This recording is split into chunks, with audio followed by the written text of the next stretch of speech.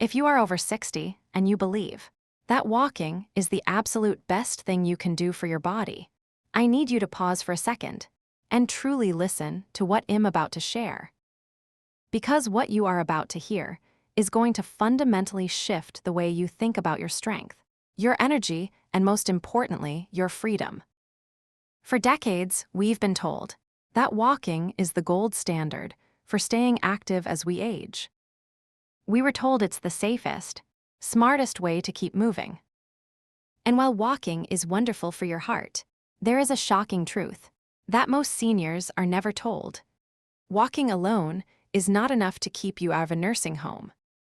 In fact, there is a hidden threshold in aging, a quiet, mechanical drift that happens to almost everyone.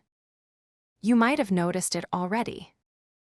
Maybe it's that moment you realize you aren't just sitting down anymore, but you're dropping into your favorite armchair. Or perhaps you've started needing to push off the armrests just to get your body upright. To most people, this seems like a minor inconvenience of getting older. But to a longevity expert, this is the primary predictor of a loss of independence. If you lose the ability to lift your own body weight against gravity, you are effectively handing over the keys to your own front door. Today, we are going to stop what I call the walking trap and reveal the one vertical movement that acts as a biological reset button for your autonomy. We have to talk about why walking, as great as it is, often fails us after 60. Walking is a forward motion activity. It's excellent for your cardiovascular system, but it fails to challenge your vertical resistance muscles. This creates what we call a gravity resistance deficit. After the age of 60, the wiring between your brain and your largest muscle groups, your thighs and your glutes, begins to lag. This is called neuromuscular latency.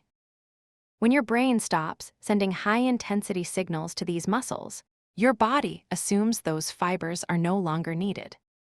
It begins a process called sarcopenia, which is the age-related shedding of muscle. If you don't use the strength to lift yourself up, your body literally dissolves the machinery required to do it. This leads to a dangerous fear-avoidance cycle. Your legs start to feel a little shaky, so you move less. Moving less makes your legs even weaker, which increases your fear of falling. This cycle quietly shrinks your world until you find yourself confined to a single floor or even a single room. But it doesn't have to be this way. I want you to think of your lower body not as a collection of aging joints, but as a sophisticated hydraulic elevator system. In this system, your thighs and glutes are the heavy-duty pistons. Your nervous system is the electrical wiring sending the up command. Walking is like moving the elevator car slightly side to side within the shaft. It's movement, but it doesn't test the lift capacity. If you never go from the basement to the top floor under a full load, the hydraulic fluid, which in your body are called myokines, stops flowing and the cables begin to fray. To keep the building functional, you must test that lift capacity every single day. The solution is the single most powerful movement for anyone over 60, the chair squat. Now, don't let the word squat intimidate you. We aren't talking about heavy barbells at a gym. We are talking about the most functional, life-saving movement in human biology, the act of standing up and sitting down with total control. When you perform a chair squat correctly, you are activating the largest muscle groups in your entire body: your quadriceps, your glutes, your core, and your lower back. These are the muscles of independence. These are the muscles that allow you to get out of a low car seat after a long drive to see your grandkids, the muscles that give you the stamina to climb the stairs of a historic museum on vacation, and the confidence to walk across uneven grass at a park without looking at your feet. Let's break down the independence protocol, the gold standard sequence for reclaiming your power. You can do this during dead time, while your morning coffee is brewing, or during a commercial break. First, the setup. Stand in front of a sturdy chair, with your feet shoulder-width apart. Keep your chest tall and your eyes forward. This is what I call the proud posture. Do not look at the floor. Look at the horizon of your future. Second is the effort phase, or the ascent. As you prepare to stand, I want you to press firmly through your heels. As you rise, you must exhale forcefully through your mouth. This isn't just for breathing. It stabilizes your core and manages your blood pressure, making the movement safer for your heart. Third is the secret sauce, the 3-second descent. Most people just plop back down into the chair. When you do that, you are letting gravity win. Instead, I want you to count 1, 2, 3, as you slowly lower your hips back to the seat. This is the eccentric phase of the movement, and science shows this is where the most muscle is rebuilt. This slow control is what rewires the connection between your brain and your legs. For those of you who want the advanced version, try the hover. Pause for just 1 second, an inch above the seat before you make contact. That tiny pause is a declaration of total physical sovereignty. The beauty of this system is that it meets you exactly where you are. If your knees are sensitive, you don't have to go as deep. If you've been inactive for years, start with just 5 repetitions. The power isn't in the intensity. The power is in the consistency. Your muscles respond best to frequent, gentle reminders that they are still needed. When you challenge these muscles, your body releases those myokines I mentioned earlier. These are often called hope molecules. They travel through your bloodstream to your brain, where they sharpen your memory, improve your mood, and reduce the systemic inflammation that makes your joints feel old. You are quite literally squatting your way to a younger, sharper brain. I want to give you a way to track your progress, because what gets measured gets improved.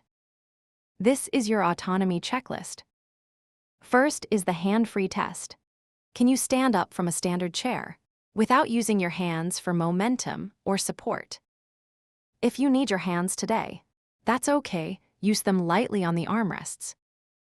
But make it your mission to need them less next week. Second is the 3-second control. Can you lower yourself all the way down without that final plop? Third is the 30-second benchmark. Once a month, set a timer and see how many controlled sit-to-stands you can do in 30 seconds. This number is a direct indicator of your functional life expectancy. As that number goes up, your biological age is effectively going down.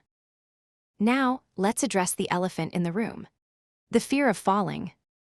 Falls are one of the greatest threats to independence after 60. One bad slip can change everything. But here is the secret. Weakness is the father of all falls. When your legs are strong, your balance is stable. Chair squats train your nervous system to stabilize your body under real-world conditions. You are practicing the exact skill your body needs to recover if you ever lose your footing. By doing this exercise, you aren't just building muscle. You are building an internal insurance policy against injury.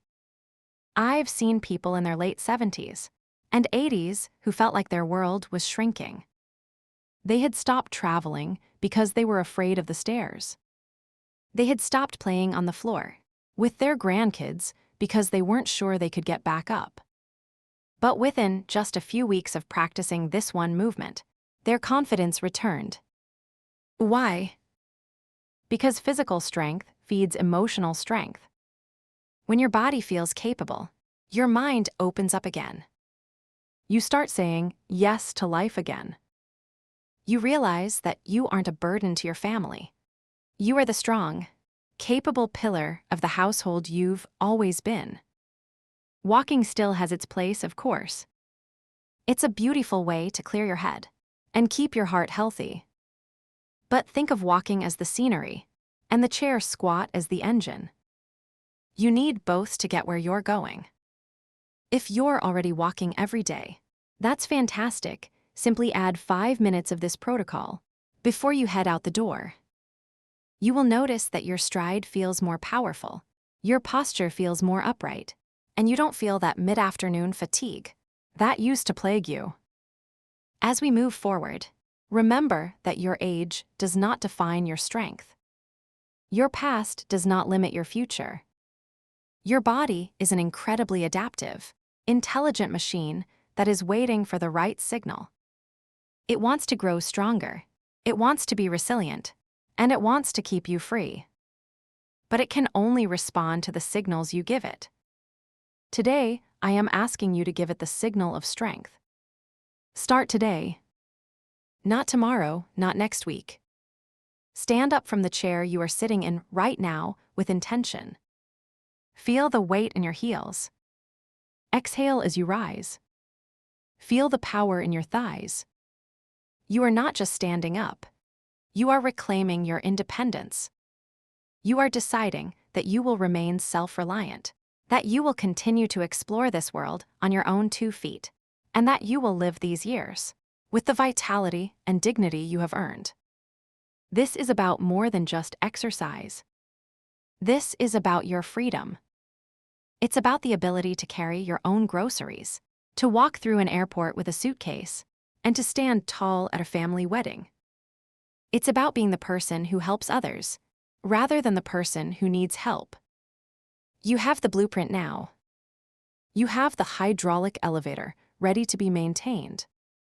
Take that first step, do that first squat, and watch as your world begins to expand again. Stay active, stay independent, and stay free. You've got this.